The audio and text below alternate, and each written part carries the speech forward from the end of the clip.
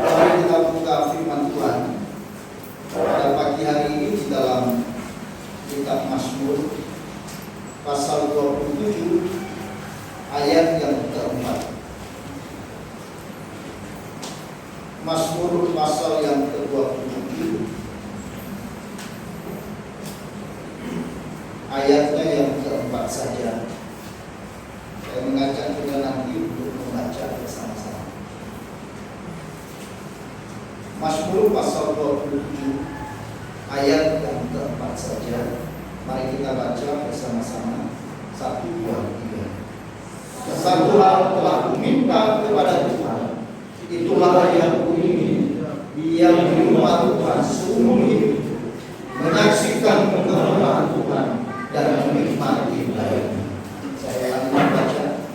Satu hal telah kuminta kepada Tuhan, itulah yang kuingini, yang di rumah Tuhan seumur hidup, menyaksikan kemurahan Tuhan dan menikmati baiknya. Amin. Berbahagialah kita saudara-saudara yang sudah membaca firman Tuhan ini, dan kita adalah orang yang lebih berbahagia, yang percaya menerima dan melakukan firman Tuhan. Saudara-saudara yang dikasihi Tuhan, kemarin kita dikaitkan dengan satu berita yang terjadi di Lembang Tengah, Sulawesi Tengah, di mana ada satu gereja dibakar dan ada rumah jemaat juga dibakar, dan ada 4 orang dibunuh dengan sadis. Ada yang kepalanya dipenggal, ada juga yang dibakar dengan hidup-hidup. Itu adalah sebuah fakta, realita yang memang harus terjadi dalam kehidupan orang beriman. Acap kali peristiwa semacam itu terjadi, sering muncul sebuah pertanyaan di dalam hati. Mengapa semua itu terjadi? Kenapa Tuhan membiarkan gerejanya dibakar? Umatnya dibunuh dengan sadis. Sering kita mempertanyakan iman yang kita miliki. Tetapi saudara-saudara yang dikasihi oleh Tuhan, Alkitab telah mencatat bahwa memang semuanya itu harus terjadi. Menjelang Tuhan datang kembali yang kedua kali, dan memang aniaya demi aniaya akan terjadi. Maka ketika kemarin pagi terjadi itu di Sulawesi Tengah, ini bukan sesuatu berita yang baru, tetapi itu adalah satu konfirmasi yang disampaikan oleh Alkitab kepada kita, bahwa itu memang harus terjadi. Karena hidup beriman bukan berarti hidup yang bebas dari tantangan dan masalah hidup. Hidup beriman juga bukan berarti kita terlepaskan dari penderitaan, dari aniaya, maupun musuh yang selalu menyerang kita setiap saat. Saudara, dalam firman Tuhan yang kita baca pagi ini, kita menyaksikan bagaimana seorang Daud yang hidupnya takut akan Tuhan. Seorang Daud yang hanya percaya kepada Tuhan yang hidup, yang mendedikasikan seluruh hidupnya kepada Tuhan. Tetapi apakah berarti Daud terlepas dari masalah, terbebas dari penderitaan, terbebas dari musuh-musuh yang menyerang dia? Saudara-saudara, di dalam ayat yang kedua dikatakan apa? Ketika penjahat-penjahat menyerang aku untuk memakan daging. Saudara-saudara, Daud justru menghadapi situasi yang amat sulit, kondisi yang tiada hentinya dia diserang oleh musuh-musuh. Bahkan di dalam ayat yang kedua digambarkan ingin memakan daging. Ini artinya menggambarkan bagaimana penjahat itu ingin menyerang dia dengan masif, tiada hentinya, Mereka terus memburu Daud supaya menjadi mangsa daripada mereka. Di sini Daud, saudara-saudara, seolah berada di jalan yang buntu. Tidak ada jalan lagi untuk bisa keluar dari kepungan para musuhnya yang begitu ganas. Tetapi luar biasa, sekalipun itu sebuah jalan buntu, Daud justru berkata apa? Aku tidak takut. Sekalipun Daud berada di jalan buntu, secara manusia dia tidak melihat jalan keluar. Secara manusia dia sudah tidak lagi memiliki kekuatan menghadapi. Tetapi Daud berseru dan berkata di hadapan para musuhnya, aku tidak takut. Ayat pertama, Tuhan adalah terang dan keselamatan. Kepada siapakah aku harus takut? Tuhan adalah benteng hidupku. Terhadap siapakah aku harus gemetar? Saudara-saudara, bagi Daud, Tuhan adalah terang.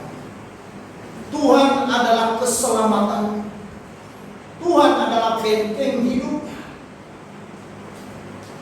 Ini sebuah keberanian Daud yang mau memberitahukan kepada kita dan memberikan pembelajaran bagi kita hari ini, bahwa berbagai macam permasalahan, kesulitan, penderitaan, bahkan aniaya bisa saja terjadi dalam hidup kita. Bisa saja dihadapi oleh gereja, bisa saja dihadapi oleh anak-anak Tuhan yang beriman sekalipun. Tetapi Tuhan memampukan kita untuk menghadapi dan melewati. Daud percaya bahwa di dalam Tuhan yang mendapatkan kekuatan dan kemampuan untuk menyaksikan kemurahan Tuhan dan menikmati baik. Saya ulangi, Daud percaya bahwa di dalam Tuhan ia mendapatkan kekuatan dan kemampuan untuk menyaksikan kemurahan Tuhan dalam pergumulan, dalam situasi yang sulit, di dalam jalan buntu yang sedang dilalui. Bahkan ia juga bisa menikmati baik. Ayat 4 situ dikatakan, satu hal telah kuminta kepada Tuhan, itulah yang ku ingini, diam di rumah Tuhan seumur hidupku, menyaksikan kemurahan Tuhan dan menikmati. Hati Daud tidak tertuju pada masalah hidupnya. Daud tidak berfokus kepada kesulitan yang sedang dihadapi. Daud tidak berkonsentrasi terhadap musuh-musuh yang sedang menyerang dia. Tetapi ketika ia di dalam situasi yang sulit dan di jalan yang buntu seperti itu, justru Daud memiliki kerinduan yang begitu indah dan mulia. Kerinduannya bukan supaya ia terbebas dari masalah. Kerinduan Daud bukan supaya persoalannya terangkat dari kehidupannya. Tetapi kerinduannya adalah dia ingin hidup di dalam baiknya Allah. Kerinduannya dia ingin hidup di baiknya. Apa artinya hidup di dalam baiknya? Artinya ia hidup selalu dalam kehendak. Hidup dalam baiknya artinya hidup di dalam kehendak Tuhan. Inilah nilai hidup orang percaya. Kerinduan dan keinginan bukan lagi tertuju pada indahnya dunia, tetapi kerinduan hidup dan adalah bagaimana dia melakukan kehendak Tuhan. Seperti Yesus katakan pada saat dia ditangkap di Taman Getsemani, Yesus memiliki kerinduan untuk melakukan kehendak Bapa. Janganlah kehendakku yang terjadi, tetapi biarlah kehendakmu yang terjadi. Demikian juga seorang Maria, seorang perawat, ketika malaikat Tuhan datang memberitahukan kepada dia bahwa dia akan segera mengandung seorang anak laki-laki, yaitu Yesus. Tentu bagi seorang Maria yang masih belum menikah, yang masih perawan, ini adalah sebuah tantangan dan pilihan yang sulit. Dia sedang mempertaruhkan harga dirinya, nama baiknya sebagai seorang wanita. Tetapi saudara-saudara, kerinduan dari Maria, keinginan Maria dalam hidupnya yang paling utama dikatakan apa? Jadilah padaku menurut perkataanmu. Jadilah kehendakmu padaku. Inilah hidup dalam baik. Paulus juga berkata di dalam Filipi pasal yang ketiga ayat yang ku kehendaki ialah mengenal Dia dan mengenal kuasa kebangkitan dan persekutuan dalam penderitaan. Tidak ada kerinduan dan keinginan seorang rasul Paulus untuk menikmati seluruh keindahan, kenikmatan yang bisa ditawarkan dunia. Tetapi keinginan dan kerinduan seorang rasul Paulus, dia hanya ingin hidup selalu di dalam kehendak Tuhan. Ketika kita hidup di dalam baiknya atau dalam kehendak Allah, di dalamnya kita dapat merasakan hadirat Tuhan. Saya ulang, ketika kita hidup di dalam baik atau dalam kehendak Allah, di dalamnya kita dapat merasakan hadirat Tuhan. Hadirat Tuhan ini artinya kehadiran. Saudara perhatikan, sebenarnya di manakah kita menyaksikan kehadiran Tuhan dalam hidup?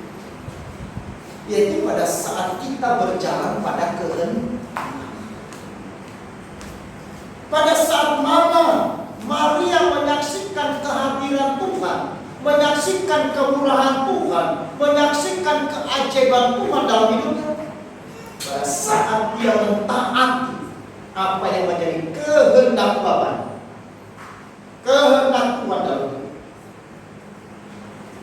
Saudara-saudara yang dikasihi oleh Tuhan,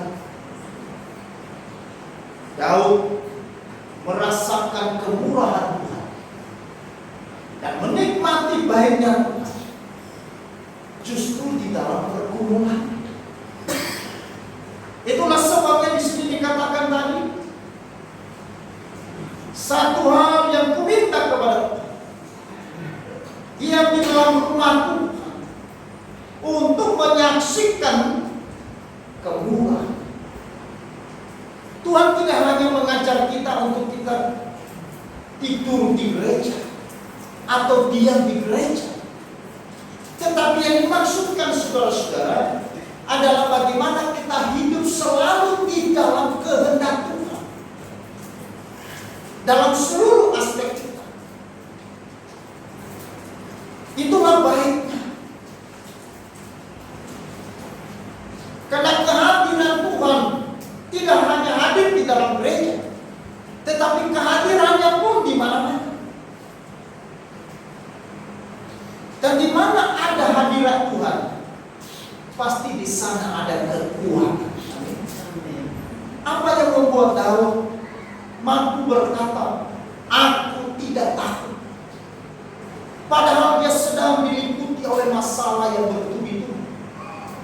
Padahal Daud sedang dikepung oleh para musuh yang hendak memakan daging. Karena dia menikmati hadirat. Dalam situasi yang sulit seperti itu, justru Daud menyaksikan kemurahan-kemurahan Tuhan yang begitu indah. Dia melihat kemuliaan Tuhan di dalam setiap masalah-masalah yang sedang dihadapi. Nah, pertanyaannya saudara-saudara, untuk kita dapat menyaksikan kemurahan Tuhan dan menikmati kehadiran Tuhan, apa yang harus kita lakukan? Di dalam pasal 27 ini ada 2 kali Tuhan berkata, "Nantikanlah Tuhan." Ayat yang ke-14. Mari kita baca bersama-sama. 1, 2, 3. Nantikanlah Tuhan, kuatkanlah dan teguhkanlah hatimu. Ya, nantikanlah. Untuk kita hidup di dalam kehendak Allah, sehingga kita boleh menyaksikan segala kemurahan-kemurahan Allah dan menikmati hadirnya Allah di dalam setiap hidup kita, di dalam setiap persoalan, di dalam setiap problem yang kita hadapi. Maka yang kita lakukan adalah menantikan.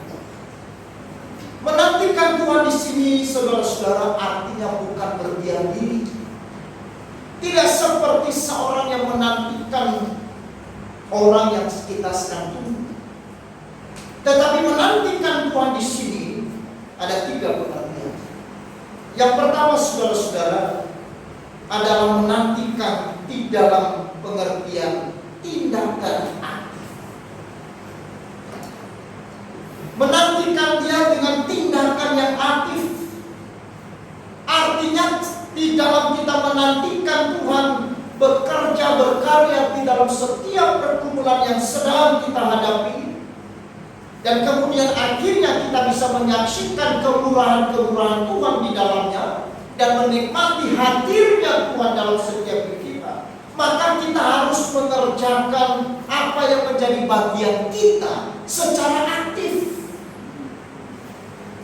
Bukan hanya menunggu tangan Tuhan menolong, tetapi di sini adalah mengerjakan apa yang menjadi tanggung jawab kita, apa yang menjadi kewajiban kita secara aktif. Banyak orang Kristen salah memahami hal ini. Menantikan Tuhan artinya membiarkan Tuhan betul, tetapi kemudian tidak melakukan apa yang menjadi tanggung jawab dan kewajiban. Kita harus menantikan Tuhan dengan aktif. Aktif di sini adalah kita harus mencari wajah Tuhan. Ayat yang ke-8. Hatiku mengikuti firman-Mu, carilah wajah-Mu, maka wajah-Mu kucari. Ya. Satu tindakan yang aktif untuk mencari wajah Tuhan, mencari kehendak Tuhan, menemukan kehendak Tuhan di dalam setiap hal yang Tuhan izinkan terjadi. Di medsos hari ini begitu luar biasa respon, tanggapan, komentar tentang yang terjadi peristiwa kemarin. Ada yang berkata, gereja harus bangkit, gereja harus bangun, laskar. Apa itu? Gereja tidak boleh diam. Apa mau berperang? Tetapi saudara-saudara, saya juga bersyukur di guru kita akan melakukan. Justru juga banyak hal-hal yang disampaikan bahwa saatnya gereja harus terus bertumbuh di dalam. Gereja tidak boleh takut. Orang percaya tidak boleh takut. Tidak boleh takut di sini bukan berarti mau berperang. Tetapi kita harus tetap kuat, menjalankan apa yang menjadi misi gereja, apa yang menjadi misi Tuhan. Kita harus tetap kerjakan apa yang menjadi tanggung jawab kita sebelum dia datang. Justru peristiwa-peristiwa yang terjadi hari ini mengingatkan kita tentang firman yang disampaikan Yesus. Tak kala para murid bertanya, bila manakah engkau datang kembali ya? Lalu kemudian Tuhan memperingatkan bahwa tanda-tanda itu akan menyertai. Aniaya akan terjadi, kesulitan akan terjadi, kelaparan akan terjadi, bencana di mana-mana harus terjadi. Nah, saudara-saudara, dengan fakta yang terjadi, lalu cara saudara memandang apa yang kitab suci sudah tuliskan itu seperti apa? Lalu kemudian saudara meresponnya seperti apa? Apakah saudara kemudian tidak mau menjadi orang Kristen lagi? Nanti takut disembelih, takut dianiaya. Apakah saudara berkata, sudahlah, tidak perlu lagi melayani, aku mundur saja dan berhenti saja? Toh juga dianiaya. Ternyata Tuhan kita tidak membela.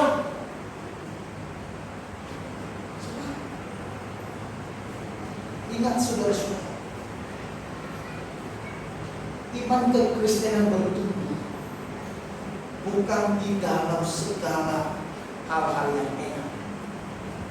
Secara kekristenan bertumbuh justru di dalam penderitaan. Kalau sebenarnya kita mengatakan karena penderitaan menimbulkan tahan, melalui penderitaan, melalui aniaya demi aniaya, memurnikan iman orang Kristen. Karena waktu Tuhan datang kembali, Dia ingin melihat iman yang murni, bukan iman yang asal, bukan hanya orang yang mengaku percaya, bukan hanya orang yang mengklaim sebagai orang Kristen.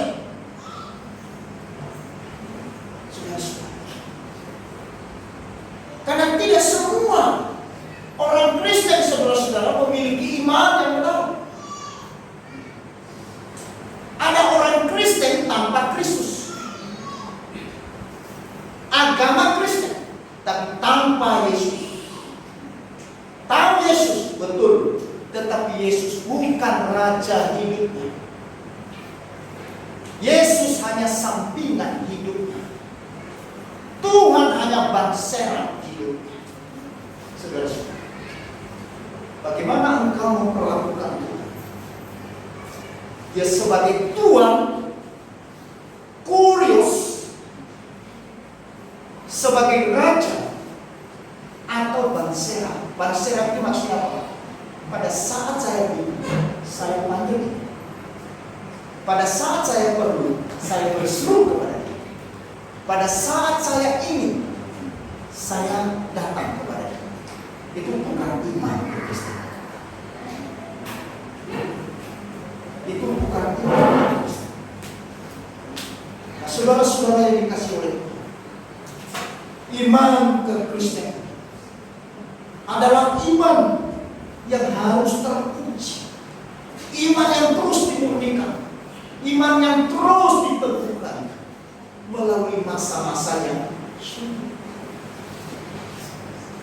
Saudara-saudara, hampir seluruh para murid Yesus yang dipanggil langsung oleh Yesus, dipilih langsung oleh Yesus, diberi mandat langsung oleh Yesus. Bagaimana mereka? Hampir seluruh para murid, mereka justru dianiaya dengan sadis. Mereka mati dengan mati sadis.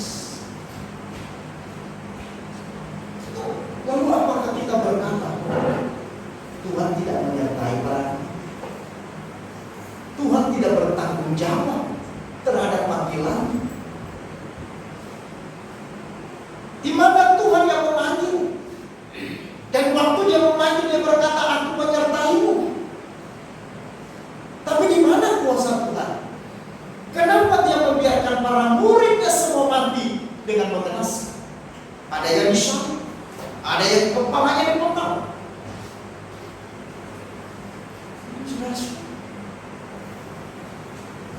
Tadi malam saya kirim foto mayat-mayat di saudara-saudara. Aduh, ngeri.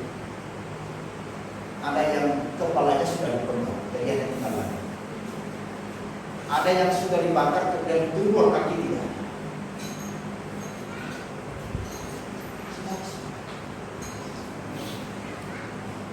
Lalu kemarin sudah pemakaman. Tetapi dalam satu luar biasa. Doa yang tidak seperti doa yang lain. Di hari yang sama juga kita mendengar doa yang lain. Tapi waktu itu saudara, mereka naikkan doa. Apa inti doanya? Seluruh jemaat dipimpin oleh hamba Tuhan. Berkatilah mereka yang menganiaya umat. Beri anugerah kepada mereka sekalipun mereka saat ini tidak diketahui mana. Itulah doa orang Kristen. Ada doa yang di YouTube saya baca. Halangi berkat mereka, kutuki mereka, aniaya mereka, buat mereka lebih menderita lagi. Itu doa orang ini. Saudara, maka berbahagia jika engkau memiliki iman yang di dalam Yesus Kristus. Amin. Pada saat Daud dianiaya dengan tidak henti-hentinya oleh musuh, mereka ingin mencabik-cabik nyawa, mau memakan daging, tetapi Daud justru yang punya kerinduan dia di dalam rumah. Dia mau hidup di dalam baiknya, menantikan Tuhan yang tepat. Berarti adanya kesiapan hati mendengar dan mentaati perintah. Menantikan Tuhan adanya kesiapan hati mendengar dan mentaati perintah-Mu. Sering kita menantikan Tuhan, tetapi kita tidak ada siap untuk mendengar dan mentaati perintah. Kita berkata kita menantikan Tuhan, tetapi sebenarnya kita sedang menantikan apa yang kita inginkan. Itulah sebabnya tadi saya katakan menantikan Tuhan bukan sebuah tindakan yang pasif, tetapi sebuah tindakan yang aktif. Ada kesiapan hati mendengar, ada kerelaan hati untuk mentaati perintah Tuhan sekalipun perintah itu tidak menyenangkan hati kita. Sekalipun perintah itu bukan sesuatu yang mudah untuk kita taati, tetapi karena itu perintah, maka suka atau tidak suka kita harus taati. Karena di dalam perintah Tuhan, di sana ada janji Tuhan. Janji Tuhan tidak bisa dipisahkan dengan perintah Tuhan. Di dalam perintah, di sana ada janji. Orang Kristen mau janji diterima, tetapi tidak hidup di dalam perintah. Janji ada karena ada perintah. Saudara lihat di dalam kitab suci dari Perjanjian Lama sampai Wahyu, di mana ada janji Tuhan? Di situ ada perintah. Di mana ada perintah Tuhan, situ ada janji. Saudara, ini bukan dua hal yang berbeda. Kita tidak bisa memilih. Saya harus suka janji Tuhan, tapi perintah tidak. Ketika kita mentaati perintah Tuhan, maka di situ janji menyertai. Ketika kita hidup di dalam baik, melakukan apa yang menjadi kehendaknya, rencananya bagi kita, di situ penyertaan. Ini yang disaksikan oleh Daud. Menyaksikan kemurahan. Kenapa dikatakan kemurahan? Eleos. Kemurahan itu bahasa Yunani eleos. Makanya gereja Eleos ini namanya kemurahan. Artinya bahwa kita hidup oleh kemurahan Allah. Saya ada dan saudara ada hari ini oleh kemurahan Allah. Gereja ini ada, kita bisa melayani, itu oleh kemurahan Allah. Tanpa kemurahan Tuhan tidak mungkin. kita bisa ada di hadapan Dia. Dan tidak mungkin kita bisa menikmati segala apa yang Tuhan berikan. Saudara-saudara, kemarin kita rapat pengurus sinode. Lalu kemudian kita bicara bagaimana STT Salem kita, bagaimana yayasan Yesus kita sampai sudah 35 tahun, ada yang 30 tahun. Lalu kemudian kita coba lihat ke belakang, kenapa bisa sampai sini? Padahal saudara, STT Salem itu tidak ada pendapatan. Hampir 30 juta tiap bulan dikeluarkan, minus. Yayasan Eleos itu saudara hampir berapa tidak ada uangnya, mungkin 200 ribu. Sidang sinode kemarin minus. Gereja-gereja Eleos juga gereja-gereja yang minus. Tapi kenapa bisa ada? Maka tidak salah itu namanya Eleos. Karena kemurahan. Karena kemurahan. Mahasiswa Salem masuk, maka tidur di sana. Ada yang ada sponsor, ada yang tidak. Ada sampai lulus juga tidak bayar. Tapi tidak ada satu mahasiswa yang kita keluarkan karena tidak berbayar. Heran juga, pengurus mengatakan juga heran. Tidak ada donatur, tidak ada sponsor utama.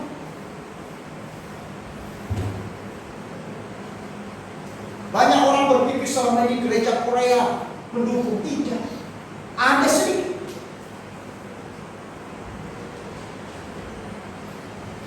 Tuhan mengajar sebuah keluhan.